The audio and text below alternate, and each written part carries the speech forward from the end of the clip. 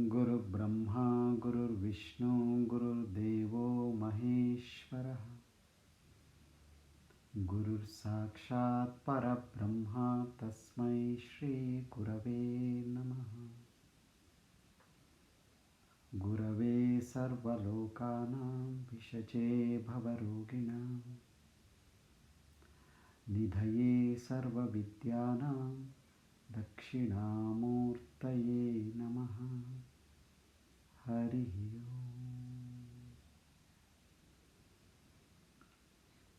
ओम। भद्रं कर्णेभिः शृणुयाम देवाः भद्रं पश्येमाक्षभिर्यजत्राः स्थिरैरङ्गैः स्तुष्टुवागंसस्तनूभिः यशेम देवहितं यदायुः। स्वस्ति न इन्द्रो वृद्धश्रवाः स्वस्ति नः पूषा विश्ववेदाः स्वस्ति नस्तार्क्ष्यो अरिष्टनेमिः स्वस्ति नो बृहस्पतिर्दधातु। ॐ शान्ति शान्ति शान्तिः।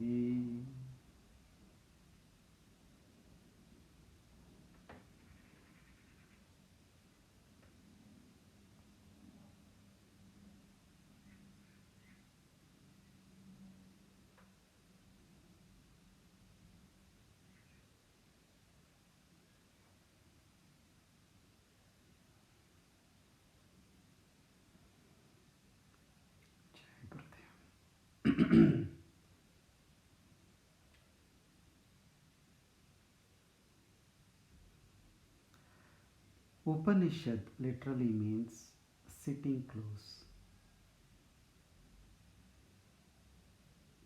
When you sit close to a radiator, you feel warm. When you sit close to a fan, you feel coolness. Similarly, when you sit close to knowledge, you grasp the knowledge. This ability to grasp the knowledge by being attentive to the moment totally, with a thirst for knowledge, is Upanishad. What is discussed in the Upanishads are the insights of the enlightened masters, the rishis. They are insights into the existence itself, the reality of our own existence. And they share these insights out of compassion. Life is to experience the joy, the bliss. But when you move away from reality, we end up in pain, in misery. Out of compassion, the one who has crossed, they share their insights, they share their life so that you also are able to overcome the misery. And all that the Upanishads deal with is the knowledge of your own self, of your own existence. When you are not aware of your true self, then you hold on to the false self, the anatma, taking it for real. And then that leads to dukkha. The purpose of the Upanishad is to take you out of ignorance so that you become familiar with your own self, which is nothing but existence, knowledge, and bliss.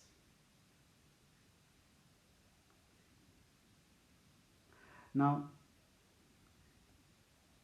what are the benefits of being aware of the knowledge, being aware of our own existence?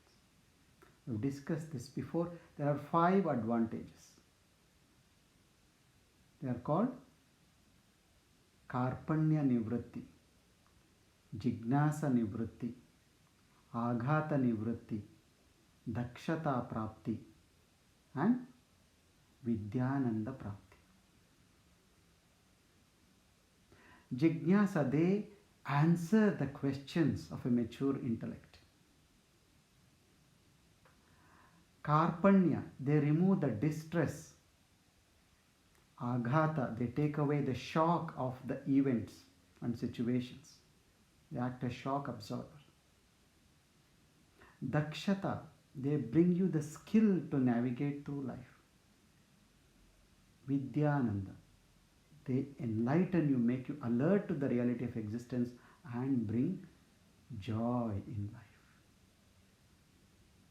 But to experience that, you need to be qualified. And those are the four qualifications: Viveka, Vairagya, Shamadishat Sampatti, and Mumukshitva. Viveka is the ability to discriminate between the real and the unreal, the permanent and the temporary. Vairagya is dropping attachment to the pleasures of this world or the other. Shama is tranquility, having a sense of peace within, carrying a sense of peace within you all the time. Dhamma is having a say over your senses. Titiksha is ability to go through the opposites in life. Right now we are going through a major pandemic in the world. Being able to move through that without resisting, forbearing, knowing that you got that strength within you. All that is happening at the periphery of my existence. At the deep inside, as a witness, nothing can touch me. Going with this faith, that is titiksha. Uparati. Uparati is being happy with what you have right now. Being totally at ease with what is right now in life. Shraddha is having a faith that only the best is going to happen to me. And I'm surely going to attain to this knowledge which I'm seeking. Samadhana is being able to have a focus in life. Not being distracted, not moving from one thing to another. The ability to stay focused and not be distracted easily is samadhana. And then the fourth qualification is mumukshitva. Is this burning desire that I want to be free of all obligations, of all commitments, of all vasanas, of all that is limited in life. Anything that is limited will bring you only transitory joy and more pain. Because when you go behind limited joy, what happens? When you don't have it, the pain of not having it. When you have it, the fear of losing it quickly, of it ending soon. When it is gone, the memory of when it was there. It is painful from the beginning to the end. But when it is unlimited, you don't worry about breathing because air is unlimited. Air is always there. So, mumukshitva is having the thirst for knowledge, wanting to know, wanting to be free from that which limits you. And once this qualification, you have worked upon these them more and more, the more easier it becomes for you to be in the knowledge of the self and then experience the benefits of the knowledge. And we discussed the two jivas, the Vyavaharika jiva and the Paramarthika jiva. You all remember this, yeah? It's very important not to forget what we have started. You already climbed a couple of steps, you need to hold on to this. Vyavaharika jiva is the transactional self, the transactional reality, the transactional world in which we are right now communicating. This is the transactional world. You are listening to the mind, you are understanding through your intellect. The material world constitutes the transactional reality. And this world is run by the mind. And then there is the Paramarthika jiva, the witness consciousness, which is beyond matter. It's the level of the spirit or space. All actions that we get involved in life is to deal with the challenges of the Vyavaharika jiva.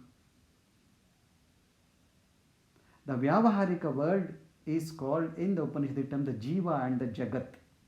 The transactional self is called the Jiva, and the world which it deals with is called Jagat. The Jiva and Jagat. The dealing with the Jiva and Jagat needs a skill. Why, in spite of knowing that I am pure consciousness, I am Brahman, I am witness, it still does not appear like a reality?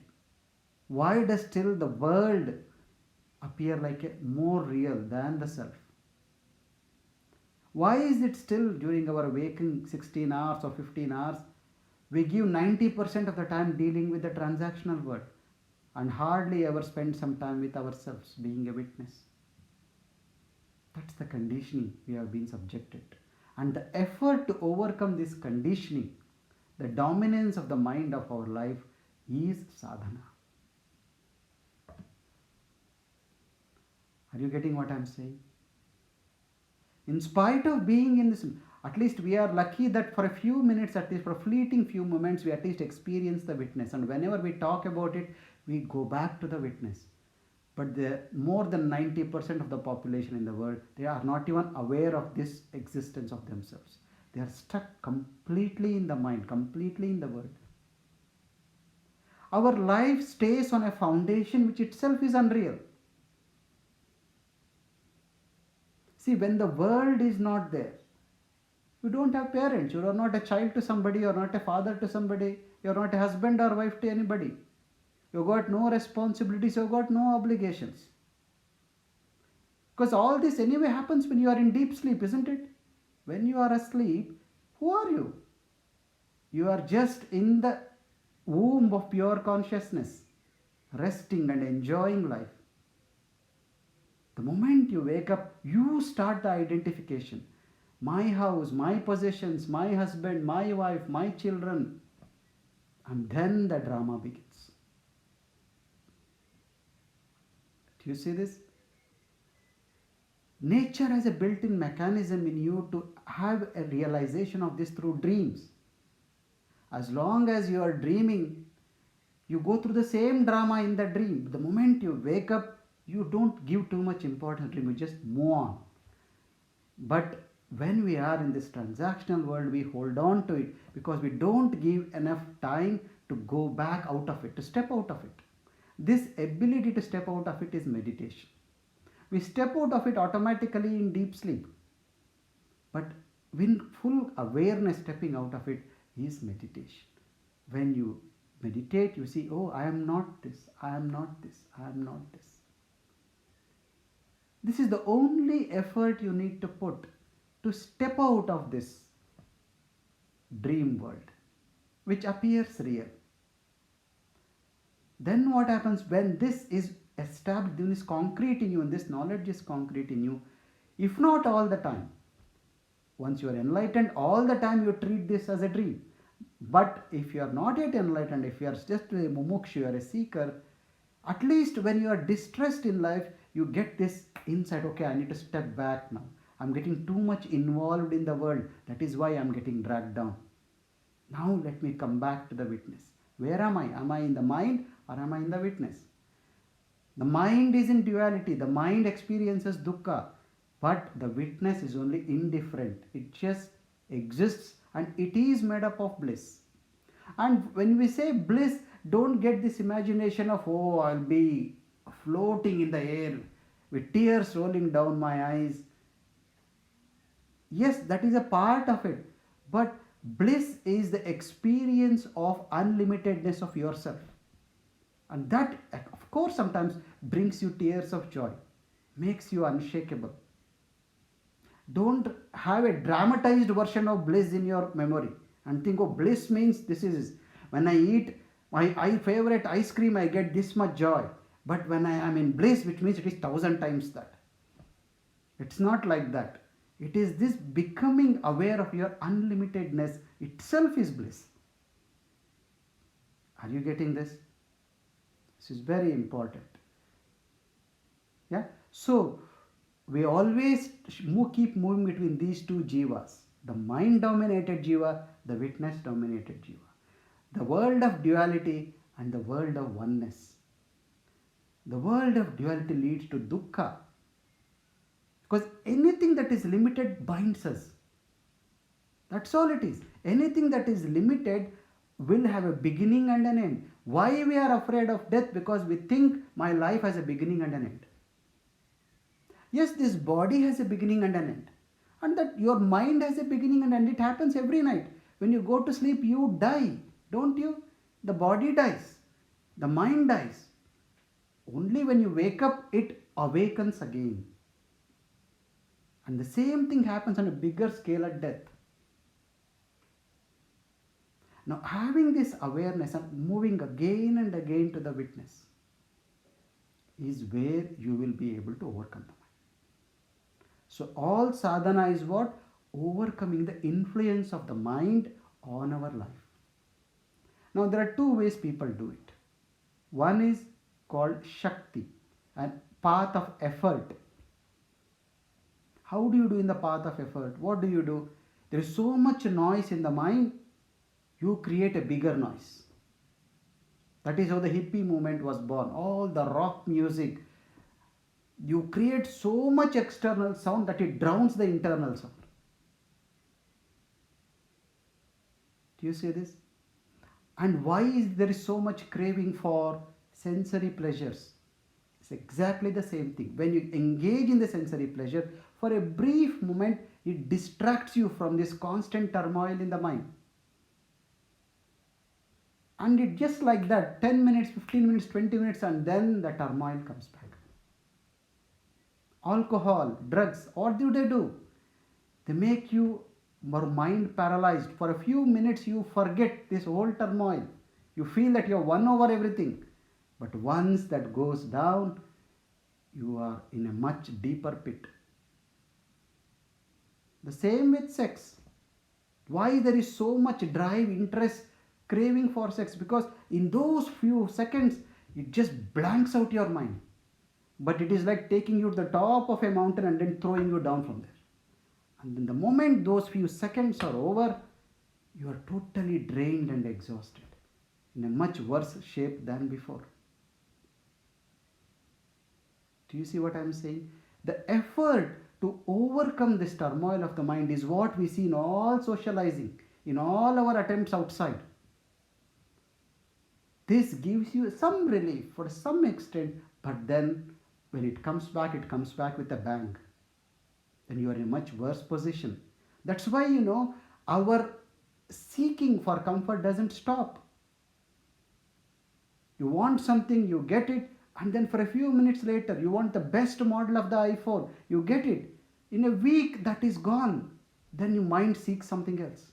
You want something else now. Whatever you have, the joy in that dies away very quickly. Then you seek something which you don't have. Which is not a bad thing, but actually you're looking at the wrong place. Krishna very beautifully says, overcome the lower self through the higher self. What are we trying to do? The mind is dominating. We are trying to overcome the mind by things which are lower than the mind, which are the senses and the body and the environment. Do you see?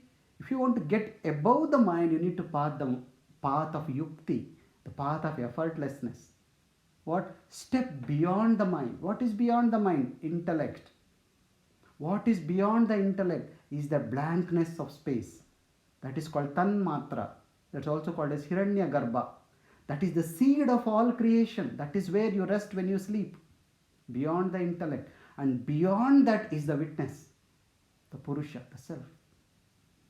So instead of falling on things which are illuminated by the mind, it is like you are trying to fire your boss. Does not happen. You have to go to your boss's boss. Then the boss will keep calm. All our efforts which we do in the external world is trying to overcome mind through matter. That will never work. You go beyond mind, that's where the intellect is. And at the level of intellect, you are able to overcome the mind. This is the yukti. The Shakti doesn't work, the Yukti works. And it is very simple. We have been doing this. When we meditate, we do the same thing. We just step one step beyond, and suddenly we see that the mind dominance is coming down. Are you getting this? This is very important. This is what the Upanishads have been telling. Come back, take a step back, move to your source, not to the objects of perception. The mind in its limited awareness projects this world through the senses, through the sense objects, and then you hold on to it. And then holding on to what it has projected, you try to overcome itself. That is why we fail. So you need to take a step back, step back. And that's all what sadhana does. By in your sadhana, what do? You try to reduce the impact of the mind. How do you do it? By elevating the content of prana in your system. When the prana is low, it's like you enter a room where there's very faint light. Then what happens? You can't find out what is where. You can look at a rope and think it's a snake. But when the light gets brighter, then you can see, oh, that is a rope. Oh, there is a mirror. Here is the bed. Here is the chair. Otherwise, you'll be stumbling upon in the dark. And this is what the prana does. When the prana gets higher, there is more visibility in your life. There is more clarity towards what is happening in life. And then you are able to deal with life. And then you see, it's like, you are watching a movie. You can get involved and start crying and feel sad for the hero or the heroine. But when you are the director of the movie, then when you say cut, everybody is laughing. So you know that is a drama going on. Do you see what I am saying? So take a step back, elevate your prana. That is what the sadhana does. Enhances your prana. And if you have listened to Gurudev's talk, he gave a very beautiful definition of the mind. What did he say? Mind, the consciousness that moves outward is the mind. Manaha is what moves outward. And where does it move? Outward, what is outside of mind is your senses and then the external scenery. That is all it is. The same consciousness, when it turns inwards, it becomes namaha. And another important thing, when the mind dominates, the intellect takes the back seat. Because what happens when the mind dominates, it becomes one with the scenery. There is a union with the sense objects. You become the scenery. You are watching a movie, you become the character. You are watching a cricket match, you become the team. All that emotions come into you. So the intellect has got no role there. So just sitting in the background. Somebody says something to you very upsetting, you become that emotion, anger or pain or jealousy, everything, you become that. You become colored by the event. But the moment you stop and then say, what is happening? The moment that awareness comes, that moment the intellect stands up. Which was sitting in the background suddenly stands up. And when the intellect stands up, then you are able to have the viveka and the discrimination. Oh, that is happening there. This is happening here. Oh, this is just a tendency of the mind. This is the vritti in the mind that I am seeing right now. The moment you jump back to the intellect, you are able to go beyond the intellect. You need a sharp intellect to realize the limitation of the intellect and to move beyond the intellect. But if your intellect itself is weak, then you give mind the control all the time. Isn't it? Every night the intellect says, wake up at 5 o'clock, I'll put the alarm. But when the alarm goes, the mind says, come on, sleep. When you give the mind the control, the intellect will take the back seat. Know this. The moment you say, no, this decision has been made already, there is no choice now, then what happens? The mind keeps quiet. So the moment you step to the witness, the intellect, then going beyond the intellect to the witness is very easy. Because there the discrimination has come up, the viveka has awakened. But that one step you have to take. What? Moving from the mind to the intellect. And it is very simple, it's easy, it's not very difficult. And the more you keep your prana high, the more easily you are able to do this again and again. That is the importance of sadhana. That's why sadhana is So very important. Sadhana does not give you the self, take you to the self, does not make you free. But sadhana takes away all the garbage and makes you receptive to the knowledge. And in that point, when the knowledge strikes you, you say, aha, that is it. The moment you say, aha, that has become your knowledge. Until that time, it is somebody else's knowledge. There are two aspects to this practice, the abhyasa. One is sensitizing yourself, purifying your inner faculties. Two is being exposed to knowledge. These both are important. Just sadhana will take you nowhere. But if you are getting to knowledge without any sadhana, you won't get anything. You will only be understanding theoretically. You will become an armchair philosopher. But in your life, there is no juice. Life is as dry as before. So when you both need to go hand in hand. Just don't get into scripture after scripture without engaging yourself in the practice of meditation. Otherwise, you will go nowhere. You just have to take both together. Meditate and open up to knowledge. And then you will be able to overcome the dukkha of life. Yeah? That's good. And now, I will introduce to 4 terms which we all know, but we'll look into these terms again. These are called aviveka or agyana. Agyana or avidya. Avidya, dhyasa, adhyasa, nididhyasa and abhyasa. Avidya is ignorance. And we know what avidya is. Avidya and aviveka are both the same. Absence of viveka is avidya. When you hold on to the unreal as real. When you listen to what the mind projects as real and you think that is the only reality, that is avidya.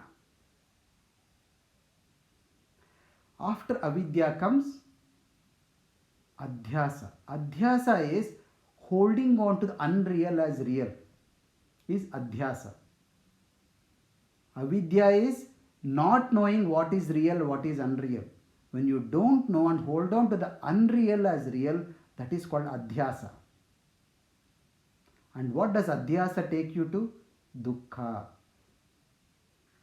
Ignorance leads to wrong identification. Wrong identification leads to suffering. This is avidya, adhyasa, dukkha. And abhyasa leads to nididhyasa. Dhyasa is the opposite of adhyasa. Adhyasa is wrong identification. Dhyasa is right identification.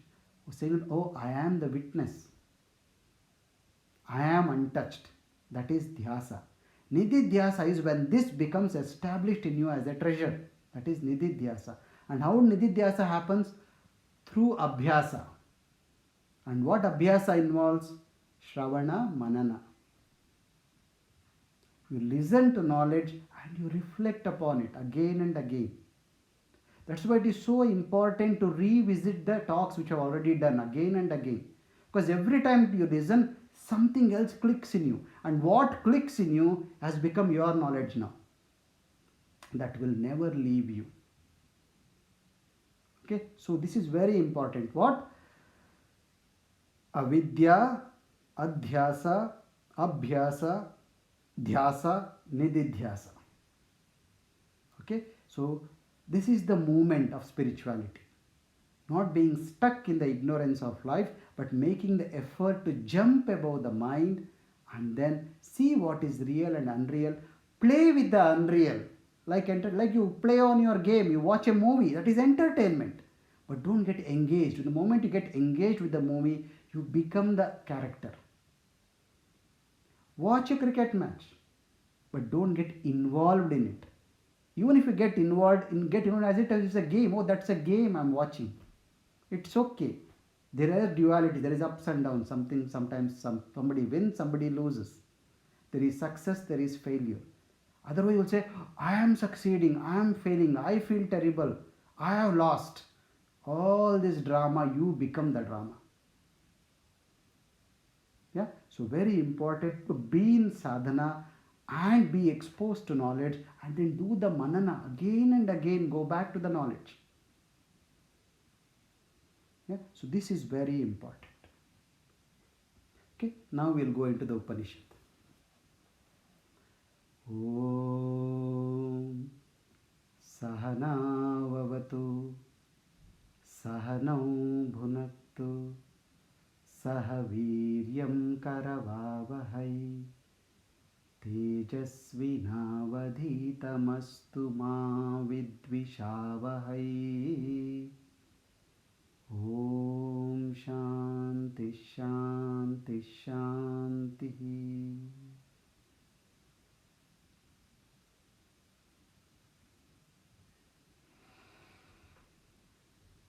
All Upanishads have a Shanti mantra with them. This is very special. In this, it says, let's do everything together. The master is coming to the disciple and saying, let's walk together, let's talk together, let's assimilate the knowledge together, let's elevate our prana together, let's not hate each other.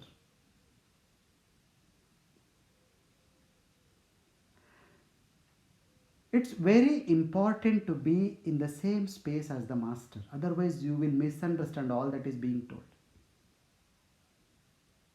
You both may be standing in the same building. The master may be standing at the 10th floor, you may be standing in the ground floor. You both are looking in the same direction, but what you see will be different.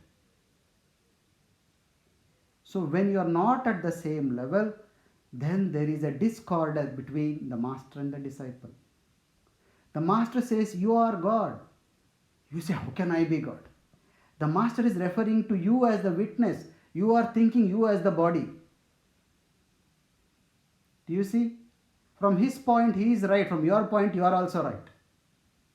You say, I am not God. Yes, the body and mind cannot be because it is not infinite. But the master is not looking at your body or mind. He is looking at you as the witness, as the conscience, and says, you are that. Tattvamasi, he will say. And to understand that, we need to be in the same place.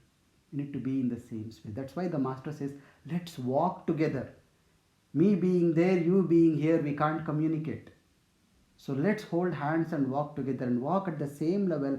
Then you can see what I am seeing. And when you can see what I am seeing, you will also get that. And that is why for Ashtavakra it was very easy. Janaka could very easily see what Ashtavakra was seeing. He only wanted some clarity, that's all. But for Arjuna, it was a lot more effort for Krishna. You had to take him through 18 chapters, telling him this. And this is what we need to do. This is what the master is saying. I will come to your level. You make an effort to come to my level. Let's meet somewhere in the middle and let's walk together in this path. And this Upanishad is a beautiful Upanishad where everything is answered through questions. The master says, what we are talking about, the self, is indescribable.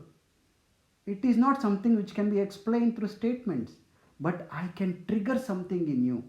I can ask a question. You go within yourself and pay more attention to that question, and in that question, you will find the answer. If you don't find the answer, at least the question will drop and you will live in that wonder. And that wonder is the truth. Yeah? So we'll start with the first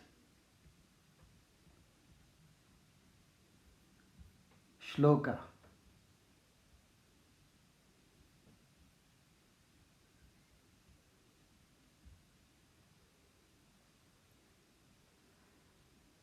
केनेशितं पतति प्रेषितं मनः केनः प्राणः प्रथमः प्रैतियुक्तः केनेशितं वाचमिमं वदन्ति चक्षुः श्रोत्रं कवो देवो युनक्ति. Now this question by the disciple itself indicates the skill level, the maturity level of his intellect.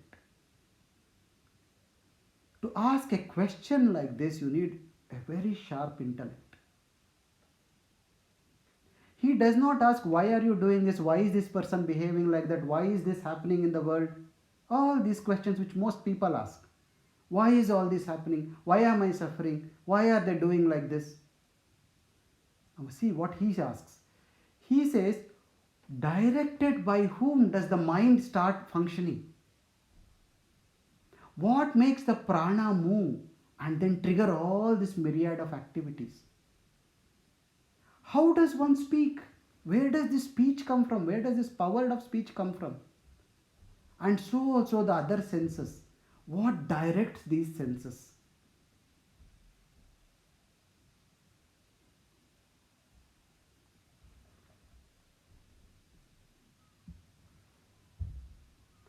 Very important to know.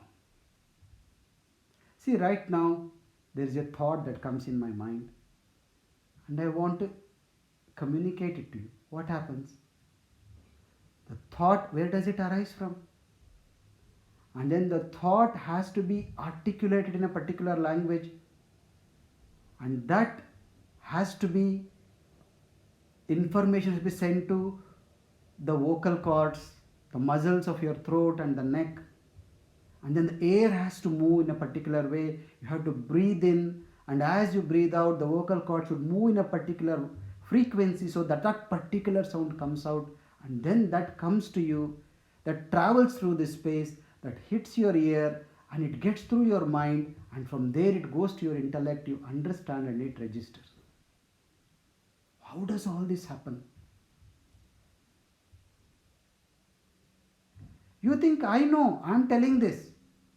But where does this action start? And how much are you in control of it? And if there is somebody who is controlling, who is that controlling it? That is the question the disciple is asking. Impelled by what does the mind start acting? What makes you take your first breath and continue to keep taking breaths? That will keep this body alive. How do you listen? How do you see? What keeps these senses moving?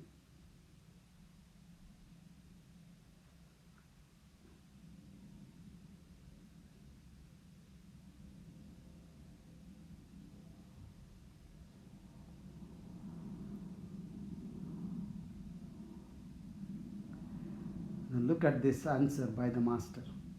Shrotrasya shrotram manaso mano yada vachoha vacham sau pranasya pranaha chakshushashchakruhu atimuchya dhira priyatya asmat lokat amrita bhavanti. Now he does not give an answer. He says, you find out what is the ear of the ear, what is the mind of the mind, what is the speech of the speech, what is the prana of the prana, what is the eye of the eye. One who realizes the dhira. Dhira is a word which is very commonly used in the Upanishads as well as in the Gita. Krishna keeps talking about dhira.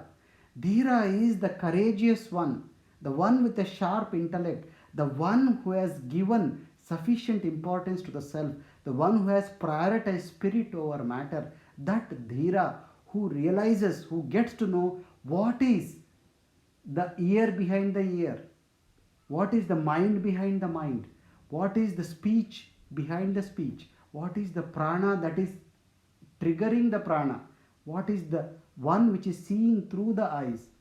One he leaves the world, pretya asmat lokat amrita bhavanti. He becomes immortal. Immortality is what? Immortality is resting in the unlimitedness of yourself. The senses are limited, the body is limited, the mind is limited, the intellect is also limited. What is beyond is unlimited. And when you realize that which is beyond the limited, then you become immortal. Means then you go beyond the grip of the five senses. न तत्र चक्षुर्गच्छति न वाग्गच्छति न मनो न विद्मो न विजानीमो. So now he talks about the self, this thing which is behind everything. And he says what? Eyes cannot see that. Speech cannot describe it. And it cannot be learned. What does this mean? What does it mean? It is beyond the senses. there is a tendency of the mind to objectify everything. This is called as vritti. The quality, the character of the mind is to objectify everything. That's why when we say God, we objectify God. When we say self, we try to see it through the senses somehow. Now he is taking away that straight away here. He says you can't see it with the eyes. The eyes cannot reach that. You cannot explain it with speech because it is beyond speech. You cannot perceive it through the mind because it is beyond the mind. Because it can't be objectified. That is how the mind understands. Now with more, it can't be learnt or understood because it is beyond the intellect. Na vijanimo. It can't even be taught because it is beyond language, beyond the intellect, beyond intelligence. Your duality stops at the intellect. Your understanding stops at the intellect. Beyond the intellect, what exists is not name and form but only presence. Until the intellect, it's only name and form. But beyond the intellect is beyond name and form. So what the master is saying is, by telling this, is saying what you are seeking is beyond the senses. Beyond the senses is the mind. So it is beyond the mind also. Beyond the mind is the intellect. It is beyond the intellect also. Tad viditat atho aviditat adi. It is distinct to what you know and what you don't know. All that you know and don't know again is limited to the intellect. Are you getting this? You may say, what is it that I know and what is beyond what I don't know also? How can it be? What he is saying is it is something beyond knowing. That is what he is saying. It is different to that which is known and that which is unknown also. That means what? It is beyond knowing. It is a state of presence. It is experiencing, living in the fourth dimension of existence. Iti shushruma purvesham yenah tad vyacha chakshive. Thus it has been described by the masters who have commented on this. It is very beautiful. You have to go through this again. Na tatra chakshur gacchati. It is beyond sight. The eyes don't go there. Na vak gacchati. It is beyond speech. You can't express it through words. Na mano. You can't perceive it through the mind because it can't be objectified. Now with mo, it can't be understood because it is beyond the intellect. Na vijanimo. Even if you realize, you can't make somebody else understand. You can't teach it to a student because again it is beyond the intellect. You can only transfer that presence. It is different to what is known and that which is unknown too. Thus it has been described.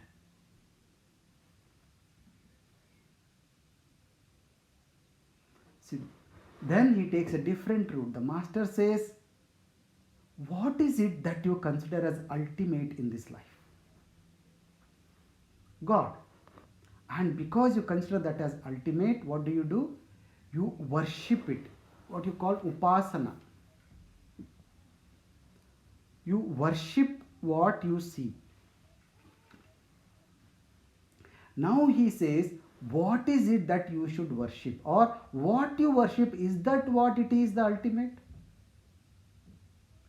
Yad vacha na abhyuditam yena vak abhyudyate tadeva brahmatvam vidhi na idam yat idam upasate. That which cannot be expressed by speech, by words, but that because of which speech happens. That is the self. That is Brahman. Know that that is Brahman and not that which you worship. You are still worshipping the name and form. You are still worshipping that which has got attributes.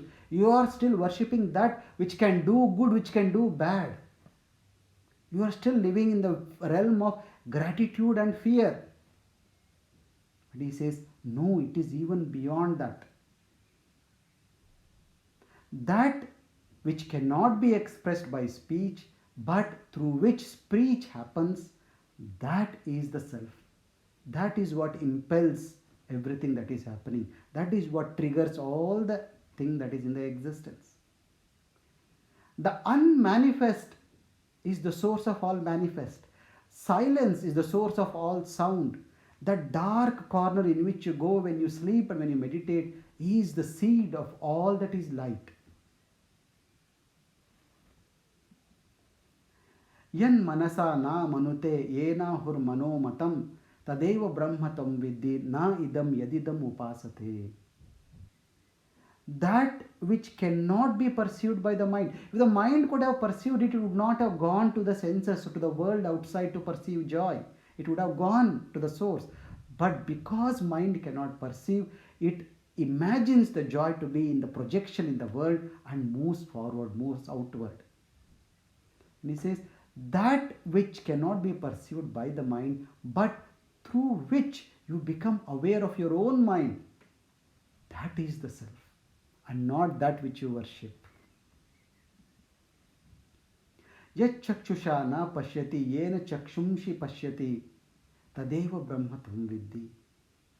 That which cannot be seen by the eyes, but through which the eyes see, that is the self. So he is now reinforcing the same thing again and again through different routes, saying that it is beyond the mind, it is beyond the senses, and it is the source of the mind and the senses. And the same thing says with the hearing. Yat shrotrena na shrunoti yena shrotramidam shrutam tadeva brahmam tvam vidhi na idam edidam upasate. So it is beyond the ears, beyond the speech. Yat pranena na praniti yena pranah praniyate tadeva brahmatvam vidhi nedam yadidam upasate. That which cannot be known by the prana, but because of which the prana moves up and down, in and out. The prana and apana keep moving. Why? Because of that. What is it that propels all this prana? That is the self, not that which you worship as God.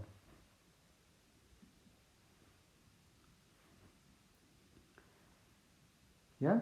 So that should be enough for today. Okay, this is the first chapter. What does the first chapter say?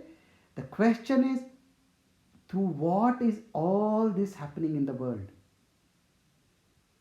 Go one level behind what is happening. Then he says, that which is you are asking a question through words and you are expecting me to answer through words.